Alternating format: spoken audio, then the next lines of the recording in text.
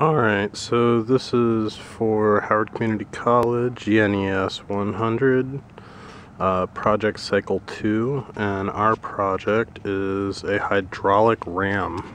Now what a hydraulic ram does is it takes water from a water source and elevates it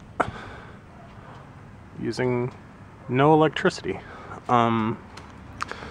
So there'll be more of a rundown on our team page of how it actually works, but I'll give you a quick one. So you can see the water comes in through here, up the drive pipe. Got a stop valve down here to shut off the water flow. Comes up. This is what's called a waste valve, but it's actually a 1-inch brass non-return valve. Got a 1-inch PVC non-return valve up to a T. This is actually where the water heads up to the delivery. And this is our pressure tank, which actually has a bike intertube inside of it to act as a diaphragm. So now we've been doing testing on this the past couple of days in the shop at HCC with very little luck. But now that I've got it home, I can actually do a more exacting test where I can actually elevate our water source. This is our water source.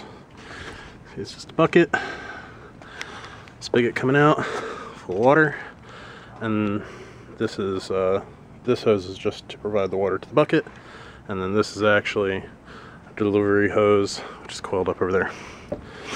Now, so far we've managed to do a couple of different improvements that'll be outlined on our team page that have made it so that the ram will deliver water when it's manually operated, but won't do it as it's supposed to, which is just automatically. The way that you manually operate it is when you have water flowing in, you actually flap this valve, and that pushes water up through. We installed a snifter valve down here, which you'll see that spray a little bit of water out, and then the water hammer effect drives the water past this non-return valve up into here, and then up. So this part, this whole part of it, where the water's being pushed, is actually working great. Especially since I've installed this part, or this delivery hose.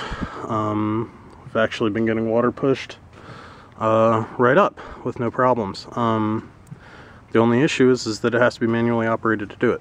So anyway, I've already yammered for 2 minutes and 45 seconds, so I'm just going to turn the thing on, get a little bit of a record of how it's currently functioning. So we're going to turn on the water.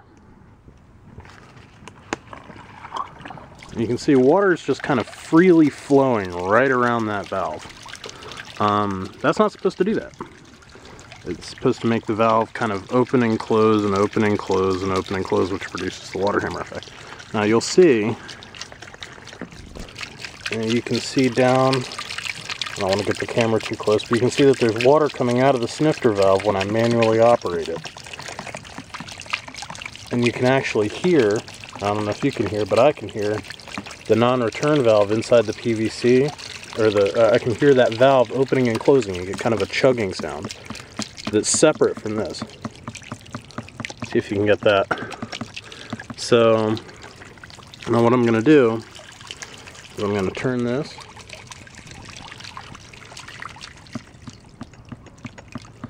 and I can actually hear the water starting to come up through this pipe. You can see it's got the pressure to go all the way up there. Now granted, you know, normally a hydraulic ram is supposed to be able to push water well past up to 6 times the height of its source. But in this particular case, we're just seeing it, you know, happily pushing water right up that delivery, as long as this is being manually operated. And it's not supposed to be like that. But anyway, we're gonna work on, you can see now my water source is now running out.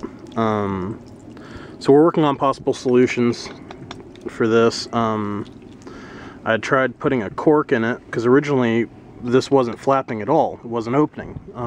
We're still getting a little bit of that action, but I put a synthetic cork underneath of it, and I actually removed that because that didn't seem to be doing, it seemed to just kind of hold it wide open rather than just remaining closed.